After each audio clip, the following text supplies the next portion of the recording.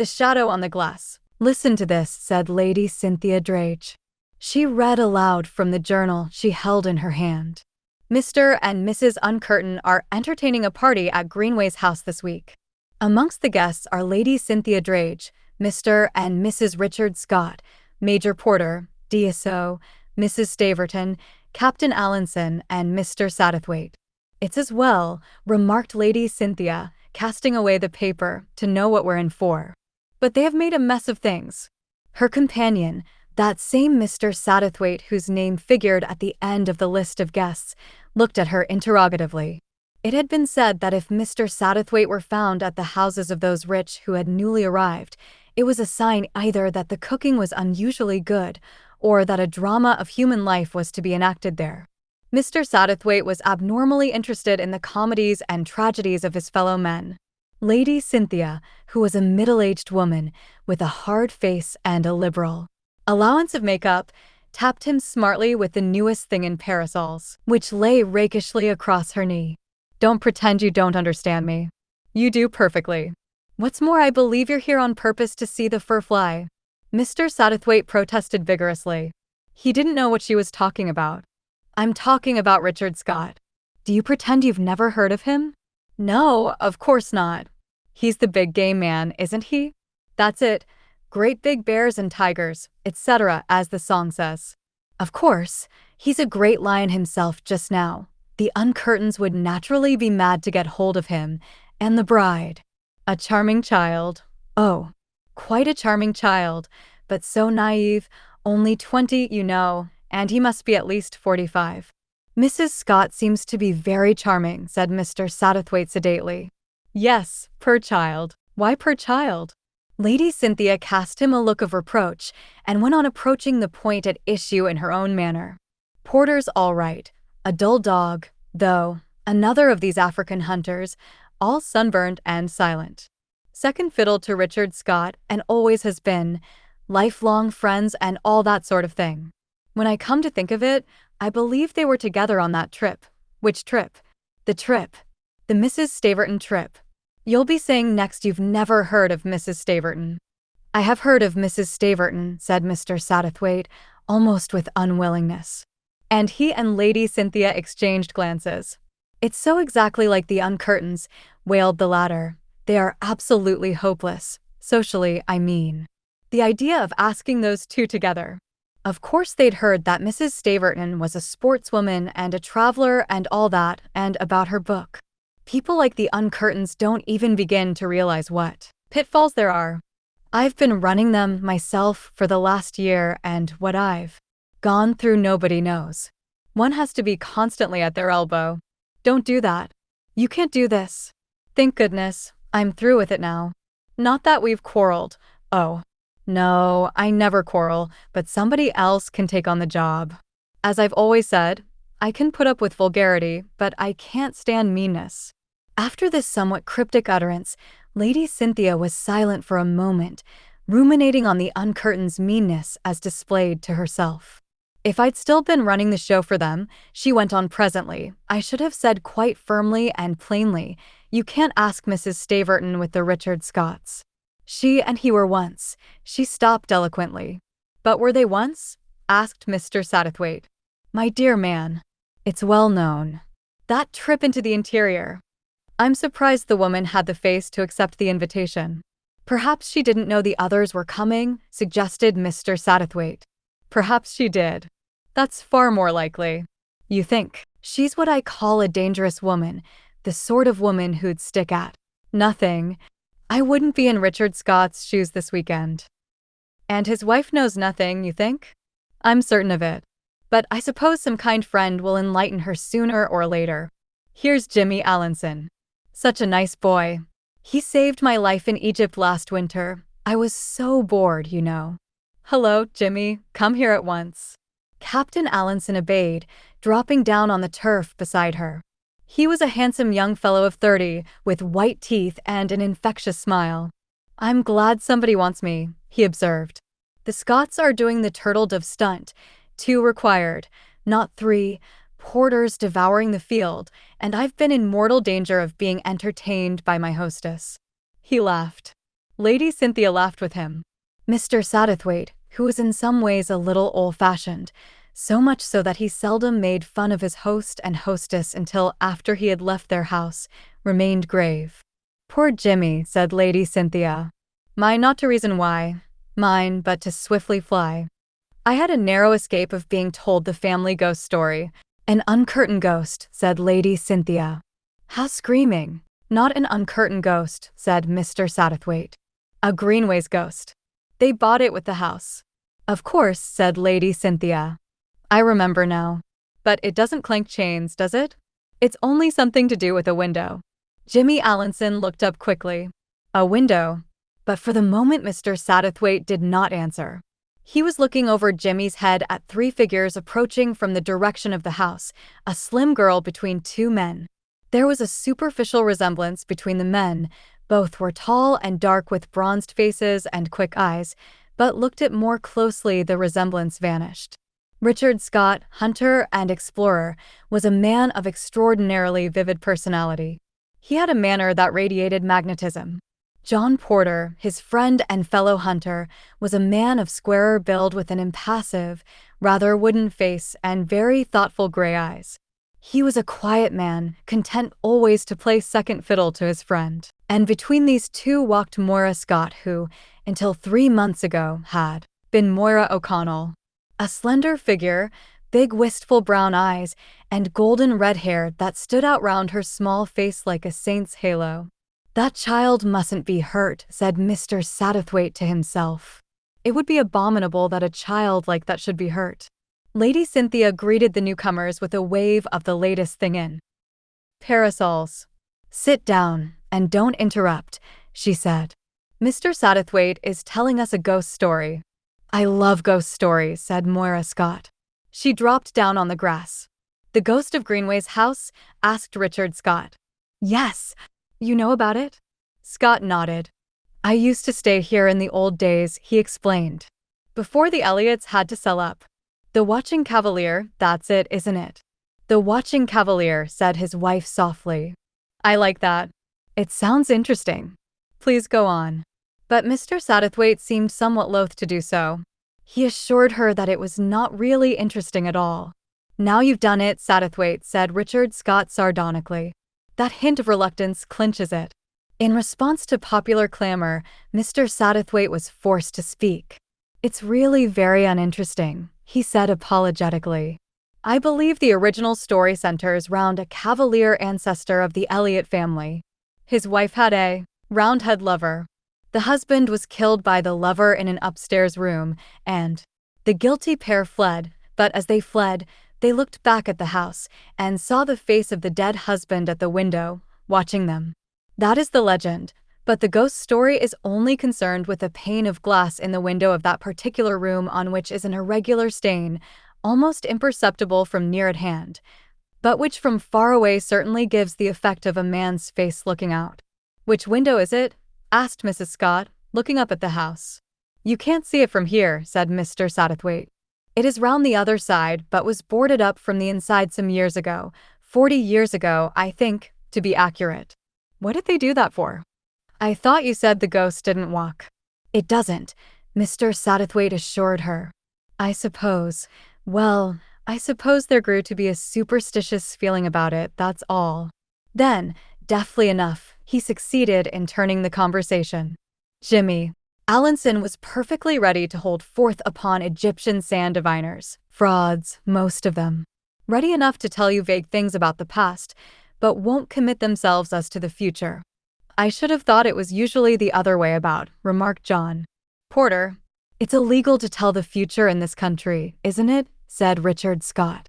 Moira persuaded a gypsy into telling her fortune, but the woman gave her her shilling back and said there was nothing doing, or words to that effect.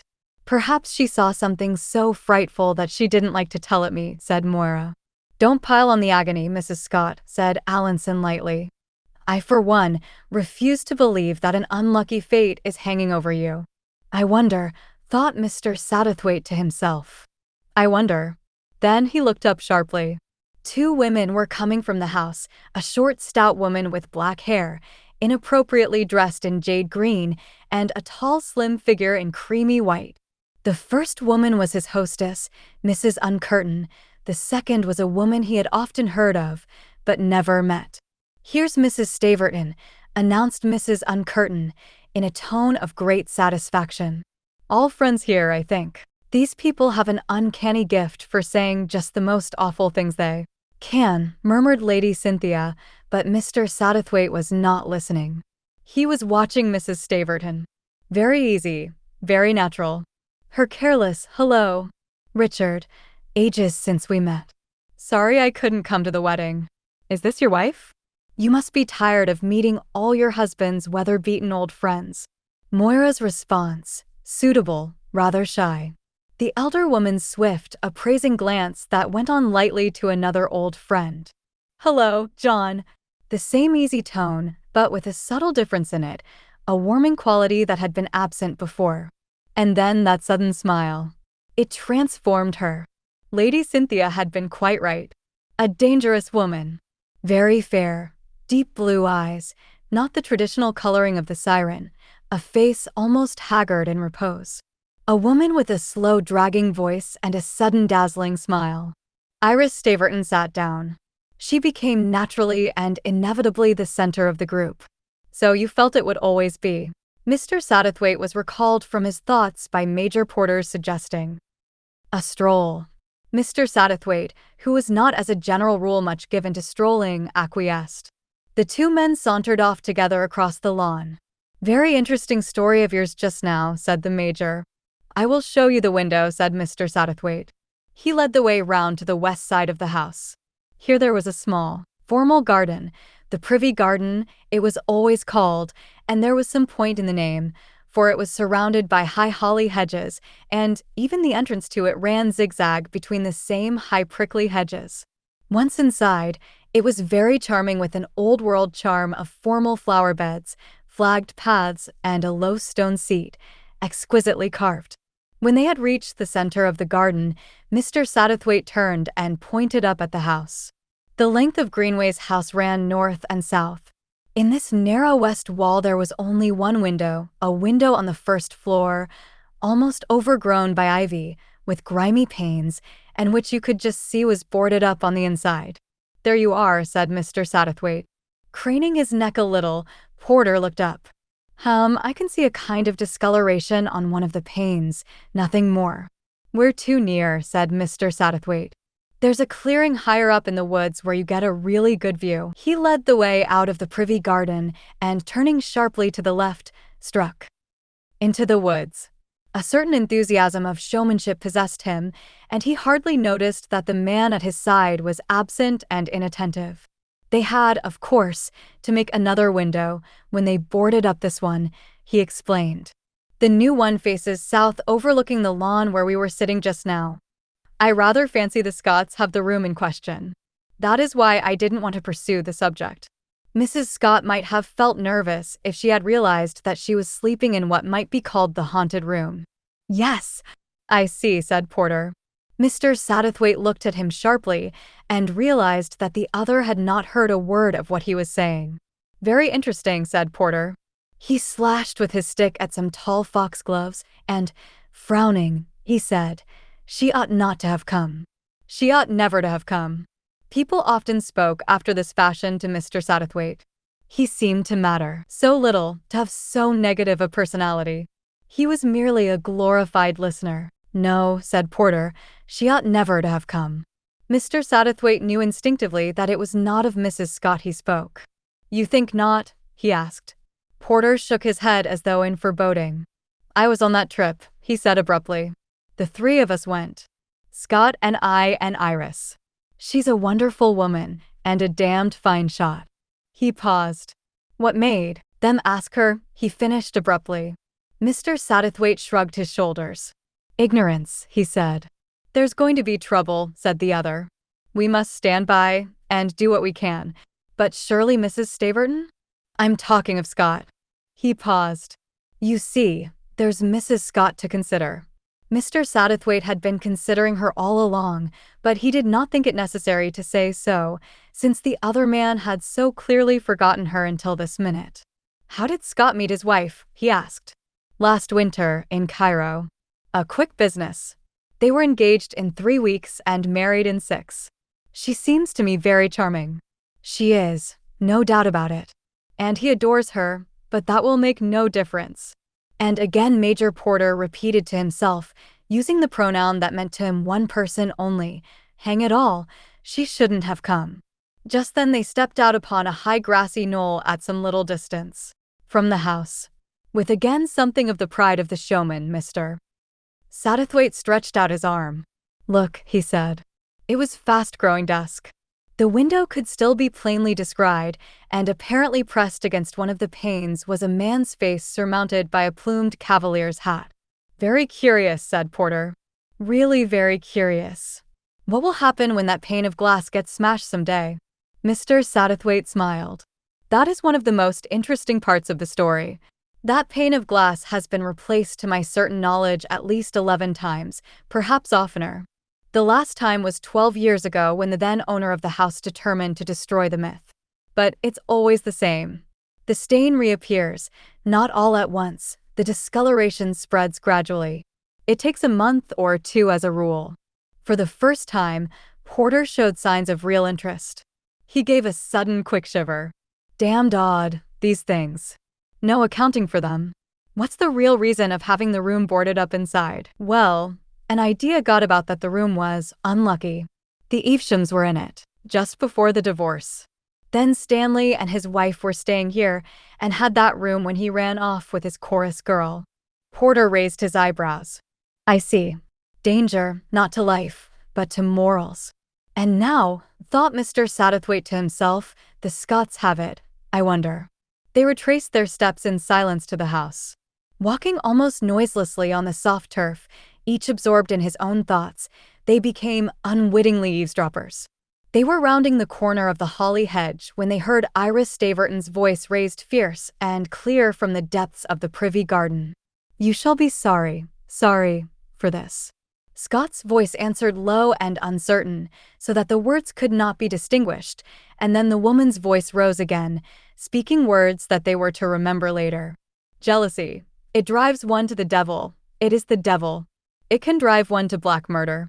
Be careful, Richard. For God's sake, be careful." And then on that she had come out of the privy garden ahead of them, and on. Round the corner of the house without seeing them, walking swiftly, almost running, like a woman had ridden and pursued. Mr. Satterthwaite thought again of Lady Cynthia's words. A dangerous woman. For the first time, he had a premonition of tragedy, coming swift and inexorable, not to be gainsaid. Yet that evening he felt ashamed of his fears. Everything seemed normal and pleasant. Mrs. Staverton, with her easy insouciance, showed no sign of strain. Moira Scott was her charming, unaffected self. The two women appeared to be getting on very well. Richard Scott himself seemed to be in boisterous spirits. The most worried-looking person was stout Mrs. Uncurtain. She confided at length in Mr. Satterthwaite. "Think it silly or not, as you like, there's something giving me the creeps. And I'll tell you frankly, I've sent for the glazier unbeknown to Ned." "The glazier?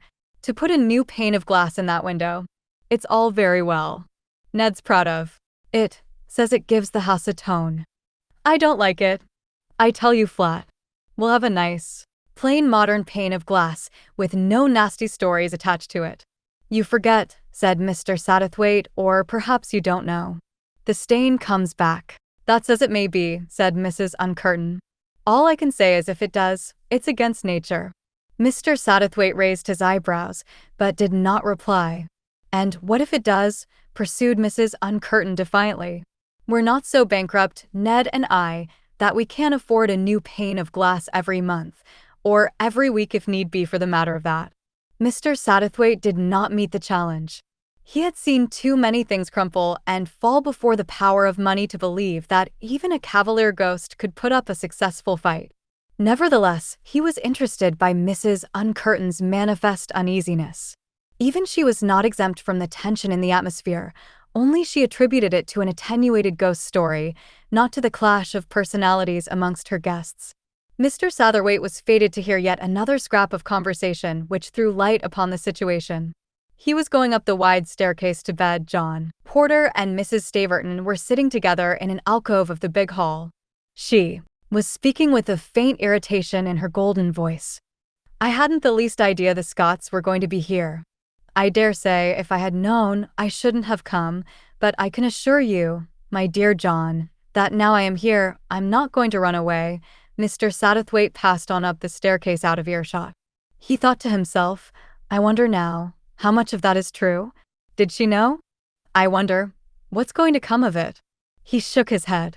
In the clear light of the morning, he felt that he had perhaps been a little melodramatic in his imaginings of the evening before. A moment of strain. Yes, certainly. Inevitable under the circumstances, but nothing more. People adjusted themselves. His fancy that some great catastrophe was pending was nerves, pure nerves, or possibly liver. Yes, that was it, liver. He was due at Carlsbad in another fortnight. On his own account, he proposed a little stroll that evening just as it was growing dusk. He suggested to Major Porter that they should go up to the clearing and see if Mrs. Uncurtain had been as good as her word and had a new pane of glass put in. To himself, he said, "Exercise, that's what I need. Exercise." The two men walked slowly through the words. Porter, as usual, was taciturn. "I can't help feeling," said Mr. Satterthwaite loquaciously, "that we were a little foolish in our imaginings yesterday. Expecting, trouble, you know. After all, people have to behave themselves, swallow their feelings and that sort of thing." "Perhaps," said Porter. After a minute or two he added, "civilized people." "You mean?" "People who've lived outside civilization a good deal sometimes go back. Revert. Whatever you call it." They emerged onto the grassy knoll. Mr. Satterthwaite was breathing rather fast. He never enjoyed going uphill. He looked towards the window. The face was still there, more lifelike than ever. "Our hostess has repented, I see." Porter threw it only a cursory glance. "Uncurtain cut up rough, I expect," he said indifferently. "He's the sort of man who is willing to be proud of another family's ghost, and who isn't going to run the risk of having it driven away when he's paid spot cash for it." He was silent a minute or two, staring, not at the house, but at the thick undergrowth by which they were surrounded. "Has it ever struck you," he said, "that civilization's damn dangerous?" Dangerous? Such a revolutionary remark shocked Mr. Satterthwaite to the core. "Yes, there are no safety valves, you see." He turned abruptly, and they descended the path by which they had come. "I really am quite at a loss to understand you," said Mr. Satterthwaite, pattering along with nimble steps to keep up with the other's strides. "Reasonable people," Porter laughed. A short disconcerting laugh. Then he looked at the correct little gentleman by his side. "You think it's all bunkum on my part, Mr. Satterthwaite? But there are people, you know, who can tell you when a storm's coming. They feel it beforehand in the air. And other people can foretell trouble. There's trouble coming now, Mr. Satterthwaite, big trouble. It may come any minute. It may." He stopped dead, clutching Mr. Satterthwaite's arm. And in that tense minute of silence it came, the sound of two shots and following them a cry in a woman's voice. "My God," cried Porter, "it's come." He raced down the path, Mr. Satterthwaite panting behind him. In a minute, they came out onto the lawn, close by the hedge of the privy garden. At the same time, Richard Scott and Mr. Uncurtain came round the opposite corner of the house. They halted, facing each other, to left and right of the entrance to the privy garden. It came from in there," said Uncurtain, pointing with a flabby hand. "We must see," said Porter. He led the way into the enclosure. As he rounded the last bend of the holly hedge, he stopped dead. Mr. Satterthwaite peered over his shoulder. A loud cry burst from Richard Scott. There were 3 people in the privy garden. 2 of them lay on the grass near the stone seat, a man and a woman. The third was Mrs. Staverton. She was standing quite close to them by the holly hedge, gazing with horror-stricken eyes and holding something in her right hand. "Iris," cried Porter. "Iris, for God's sake, what's that you've got in your hand?" She looked down at it then, with a kind of wonder and unbelievable indifference. "It's a pistol," she said wonderingly. And then, after what seemed an interminable time, but was in reality only a few seconds, I picked it up. Mr. Satterthwaite had gone forward to where Uncurtain and Scott were kneeling on the turf. "A doctor," the latter was murmuring. "We must have a doctor." But it was too late for any doctor. Jimmy Allinson, who had complained that the sand diviners hedged about the future, and Moira Scott, to whom the gypsy had returned a shilling, lay there in the last great stillness. It was Richard Scott who completed a brief examination. The iron nerve of the man showed in this crisis. After the first cry of agony, he was himself again. He laid his wife gently down again. "Shot from behind," he said briefly. "The bullet has passed right through her." Then he handled Jimmy Allinson. "The wound here was in the breast, and the bullet was lodged in the body." John Porter came towards them. "Nothing should be touched," he said sternly. "The police must see it all exactly as it is now." "The police," said Richard Scott. His eyes lit up with a sudden flame as he looked at the woman standing by the holly hedge. He made a step in that direction, but at the same time John Porter also moved, so as to bar his way. For a moment it seemed as though there was a duel of eyes between the two friends. Porter very quietly shook his head. "No, Richard," he said. "It looks like it, but you're wrong." Richard Scott spoke with difficulty, moistening his dry lips. "Then why has she got that in her hand?" And again Iris Staverton said in the same lifeless tone, "I picked it up." "The police," said Uncurtain, rising. "We must send for the police, at once." "You will telephone perhaps, Scott?"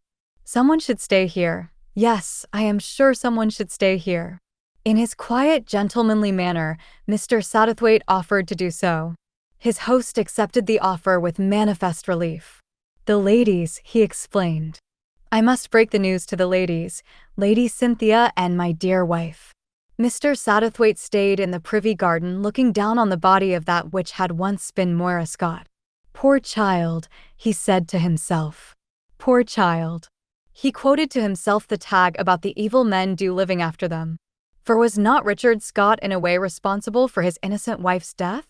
They would hang Iris Staverton, he supposed. Not that he liked to think of it, but was not it at least a part of the blame he laid at the man's door? The evil that men do. And the girl, the innocent girl, had paid. He looked down at her with a very deep pity. Her small face, so white and wistful, a half smile on the lips still. The ruffled golden hair, the delicate ear. There was a spot of blood on the lobe of it. With an inner feeling of being something of a detective, Mr. Satterthwaite deduced an earring, torn away in her fall. He craned his neck forward. Yes, he was right, there was a small pearl drop hanging from the other ear. Poor child, poor child. 2. "And now, sir," said Inspector Wingfield. They were in the library. The inspector, a shrewd-looking, forceful man of 40-odd, was concluding his investigations. He had questioned most of the guests and had by now pretty well made up his mind on the case. He was listening to what Major Porter and Mr. Satterthwaite had to say. Mr. Uncurtain sat heavily in a chair, staring with protruding eyes at the opposite wall. "As I understand it, gentlemen," said the inspector, "you'd been for a walk. You were returning to the house by a path that winds round the left side of what they call the privy garden. Is that correct?" "Quite correct, Inspector." "You heard 2 shots and a woman's scream?" "Yes." "You then ran as fast as you could, emerged from the woods and made your way to the entrance of the privy garden. If anybody had left the garden, they could only do so by one entrance. The holly bushes are impassable. If anyone had run out of the garden and turned to the right, he would have been met by Mr. Uncurtain and Mr. Scott. If he had turned to the left, he could not have done so without being seen by you. Is that right?" "That is so," said Major Porter. His face was very white. "That seems to settle it," said the inspector. Mr. and Mrs. Uncurtain and Lady Cynthia Drage were sitting on the lawn. Mr. Scott was in the billiard room, which opens onto that lawn. At 6:10, Mrs. Staverton came out of the house, spoke a word or two to those sitting there, and went round the corner of the house towards the privy garden. 2 minutes later the shots were heard. Mr. Scott rushed out of the house and together with Mr. Uncurtain ran to the privy garden. At the same time you and Mr. Satterthwaite arrived from the opposite direction. Mrs. Staverton was in the privy garden with a pistol in her hand from which 2 shots had been fired. As I see it, she shot the lady first from behind as she was sitting on the bench. Then Captain Allinson sprang up and went for her, and she shot him in the chest as he came towards her. I understand that there had been a previous attachment between her and Mr. Richard Scott. That's a damned lie, said Porter. His voice rang out hoarse and defiant. The inspector said nothing, merely shook his head. What is her own story? Asked Mr. Satterthwaite. She says that she went into the privy garden to be quiet for a little. Just before she rounded the last hedge, she heard the shots. She came round the corner, saw the pistol lying at her feet, and picked it up. No one passed her, and she saw no one in the garden but the 2 victims. The inspector gave an eloquent pause. That's what she says, and although I cautioned her, she insisted on making a statement. If she said that, said Major Porter, and his face was still deadly white, she was speaking the truth. I know Iris Staverton. Well, sir, said the inspector, there'll be plenty of time to go into all that later. In the meantime, I've got my duty to do. With an abrupt movement, Porter turned to Mr. Satterthwaite. Can't you help? Can't you do something? Mr. Satterthwaite could not help feeling immensely flattered. He had been appealed to, he, most insignificant of men, and by a man like John Porter. He was just about to flutter out a regretful reply when the butler, Thompson, entered, with a card upon a salver which he took to his master with an apologetic cough. Mr. Uncurtain was still sitting huddled up in a chair, taking no part in the proceedings. I told the gentleman you would probably not be able to see him, sir, said Thompson. But he insisted that he had an appointment and that it was most urgent. Uncurtain took the card. Mr. Harley Quin, he read. I remember, he was to see me about a picture. I did make an appointment, but as things are, Mr. Satterthwaite had started forward. Mr. Harley Quin, did you say? He cried. How extraordinary, how very extraordinary. Major Porter, you asked me if I could help you. I think I can. This Mr. Quin is a friend, or I should say, an acquaintance of mine. He is a most remarkable man. One of these amateur solvers of crime, I suppose, remarked the inspector disparagingly. No, said Mr. Satterthwaite. He is not that kind of man at all. But he has a power, an almost uncanny power, of showing you what you have seen with your own eyes, of making clear to you what you have heard with your own ears. Let us, at any rate, give him an outline of the case and hear what he has to say. Mr. Uncurtain glanced at the inspector, who merely snorted and looked at the ceiling. Then the former gave a short nod to Thompson, who left the room and returned ushering in a tall, slim stranger. Mr. Uncurtain? The stranger shook him by the hand. I am sorry to intrude upon you at such a time. We must leave our little picture chat until another time. Ah, my friend, Mr. Satterthwaite. Still as fond of the drama as ever. A faint smile played for a minute round the stranger's lips as he said these last words. Mr. Quin, said Mr. Satterthwaite impressively, we have a drama here, we are. In the midst of one, I should like, and my friend, Major Porter, would like, to have your opinion of it. Mr. Quin sat down. The red-shaded lamp threw a broad band of colored light over the checked pattern of his overcoat and left his face in shadow almost as though he wore a mask. Succinctly, Mr. Satterthwaite recited the main points of the tragedy. Then he paused, breathlessly awaiting the words of the oracle. But Mr. Quin merely shook his head. A sad story, he said. A very sad and shocking tragedy. The lack of motive makes it very intriguing. Uncurtain stared at him. You don't understand, he said. Mrs. Staverton was heard to threaten Richard Scott. She was bitterly jealous of his wife. Jealousy? I agree, said Mr. Quin. Jealousy or demoniac possession. It's all the same. But you misunderstand me. I was not referring to the murder of Mrs. Scott, but to that of Captain Allinson. You're right, cried Porter, springing forward. There's a flaw there. If Iris had ever contemplated shooting Mrs. Scott, she'd have got her alone somewhere. No, we're on the wrong tack. And I think I see another solution. Only those 3 people went into the privy garden. That is indisputable, and I don't intend to dispute it. But I reconstruct the tragedy differently. Supposing Jimmy Allinson shoots first Mrs. Scott and then himself. That's possible, isn't it? He flings the pistol from him as he falls. Mrs. Staverton finds it lying on the ground and picks it up just as she said. How's that? The inspector shook his head. Won't wash, Major Porter. If Captain Allinson had fired that shot close to his body, the cloth would have been singed. He might have held the pistol at arm's length. Why should he? No sense in it. Besides, there's no motive. Might have gone off his head suddenly, muttered Porter, but without any great conviction. He fell to silence again, suddenly rousing himself to say defiantly, Well, Mr. Quin? The latter shook his head. I'm not a magician. I'm not even a criminologist. But I will tell you one thing. I believe in the value of impressions. In any time of crisis, there is always one moment that stands out from all the others, one picture that remains when all else has faded. Mr. Satterthwaite is, I think, likely to have been the most unprejudiced observer of those present. Will you cast your mind back, Mr. Satterthwaite, and tell us the moment that made the strongest impression on you? Was it when you heard the shots? Was it when you first saw the dead bodies? Was it when you first observed the pistol in Mrs. Staverton's hand? Clear your mind of any preconceived standard of values and tell us. Mr. Satterthwaite fixed his eyes on Mr. Quin's face, rather as a schoolboy might repeat a lesson of which he was not sure. No, he said slowly. It was not any of those. The moment that I shall always remember was when I stood alone by the bodies, afterwards, looking down on Mrs. Scott. She was lying on her side. Her hair was ruffled. There was a spot of blood on her little ear. And instantly, as he said it, he felt that he had said a terrific, a significant thing. Blood on her ear? Yes, I remember, said Uncurtain slowly. Her earring must have been torn out when she fell, explained Mr. Satterthwaite. But it sounded a little improbable as he said it. She was lying on her left side, said Porter. I suppose it was that ear?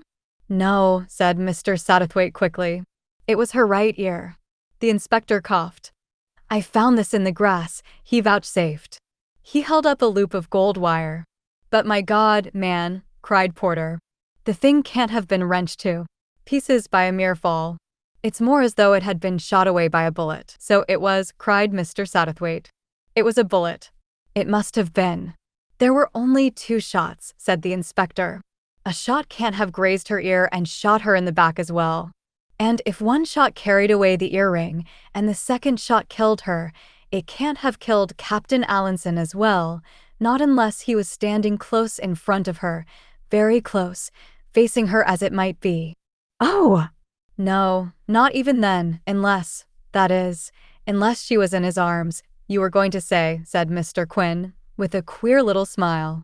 Well, why not? Everyone stared at each other. The idea was so vitally strange to them. Allinson and Mrs. Scott. Mr. Uncurtain voiced the same feeling. But they hardly knew each other, he said. I don't know, said Mr. Satterthwaite thoughtfully. They might have known each other better than we thought. Lady Cynthia said he saved her from being bored in Egypt last winter, and you, he turned to Porter, you told me that. Richard Scott met his wife in Cairo last winter. They might have known each other very well indeed out there. They didn't seem to be together much, said Uncurtain. No, they rather avoided each other. It was almost unnatural, now I come to think of it. They all looked at Mr. Quin, as if a little startled at the conclusions at which they had arrived so unexpectedly. Mr. Quin rose to his feet. You see, he said, what Mr. Satterthwaite's impression has done for us. He turned to Uncurtain. It is your turn now. Eh? I don't understand you. You were very thoughtful when I came into this room. I should like to know exactly what thought it was that obsessed you. Never mind if it has nothing to do with the tragedy. Never mind if it seems to you superstitious. Mr. Uncurtain started, ever so slightly. Tell us. I don't mind telling you, said Uncurtain. Though it's nothing to do with the business, and you'll probably laugh at me into the bargain. I was wishing that my missus had left well alone and not replaced that pane of glass in the haunted window. I feel as though doing that has maybe brought a curse upon us." He was unable to understand why the two men opposite him stared so. "But she hasn't replaced it yet," said Mr. Satterthwaite at last. "Yes, she has. Man came first thing this morning." "My God," said Porter, "I begin to understand. That room, it's paneled, I supposed, not papered." "Yes, but what is that?" But Porter had swung out of the room. The others followed him. He went straight upstairs to the Scots' bedroom. It was a charming room, paneled in cream with 2 windows facing south. Porter felt with his hands along the panels on the western wall. "There's a spring somewhere. Must be." Ah! There was a click, and a section of the paneling rolled back. It disclosed the grimy panes of the haunted window. One pane of glass was clean and new. Porter stooped quickly and picked up something. He held it out on the palm of his hand. It was a fragment of ostrich feather. Then he looked at Mr. Quin. Mr. Quin nodded. He went across to the hat cupboard in the bedroom. There were several hats in it, the dead woman's hats. He took out one with a large brim and curling feathers, an elaborate ascot hat. Mr. Quin began speaking in a gentle, reflective voice. "Let us suppose," said Mr. Quin, "a man who is by nature intensely jealous. A man who has stayed here in bygone years and knows the secret of the spring in the paneling. To amuse himself, he opens it one day and looks out over the privy garden. There, secure as they think from being overlooked, he sees his wife and another man. There can be no possible doubt in his mind as to the relations between them. He is mad with rage. What shall he do? An idea comes to him. He goes to the cupboard and puts on the hat with the brim and feathers. It is growing dusk, and he remembers the story of the stain on the glass. Anyone looking up at the window will see as they think the watching cavalier. Thus secure he watches them, and at the moment they are clasped in each other's arms, he shoots. He is a good shot, a wonderful shot. As they fall, he fires once more. That shot carries away the earring. He flings the pistol out of the window into the privy garden, rushes downstairs and out through the billiard room. Porter took a step towards him. But he let her be accused, he cried. He stood by and let her be accused. Why? Why? "I think I know why," said Mr. Quin. "I should guess, it's only guesswork on my part, mind, that Richard Scott was once madly in love with Iris Staverton. So madly that even meeting her years afterwards stirred up the embers of jealousy. Again, I should say that Iris Staverton once fancied that she might love him, that she went on a hunting trip with him and another, and that she came back in love with the better man." "The better man," muttered Porter, dazed. "You mean?" "Yes," said Mr. Quin, with a faint smile. "I mean you." He paused a minute and then said, "If I were you, I should go to her now." "I will," said Porter. He turned and left the room.